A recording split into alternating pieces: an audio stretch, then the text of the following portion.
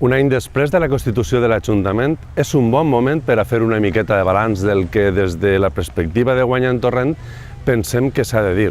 En primer lloc, hem viscut tot aquest temps a dues velocitats. Una a l'interior de la casa consistorial i una ben diferent al carrer, amb la política que s'havia de desenvolupar.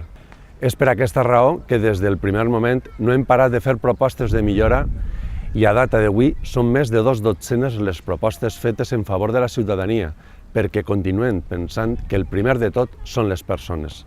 Al carrer, però, la ciutadania demana una altra velocitat que des del consistori no s'acompleix ni de lluny. N'hi ha massa coses per fer i la parsimònia dels responsables polítics fan que tot vagi a una velocitat desesperadament lenta.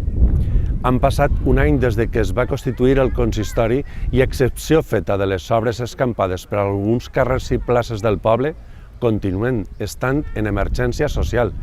Desconeixem la realitat dels comptes i de la gestió administrativa i municipal i vivim la paradoxa d'haver denunciat greus delictes mediambientals als que l'Ajuntament no ha donat resposta com cal. Continuem pensant, des de Guanyant Torrent, que s'ha de remunicipalitzar els serveis públics. S'ha de procurar una sanitat accessible i potenciar la cultura al mateix temps que s'obren accions de respecte cap al patrimoni cultural, lingüístic, mediambiental, social, urbà.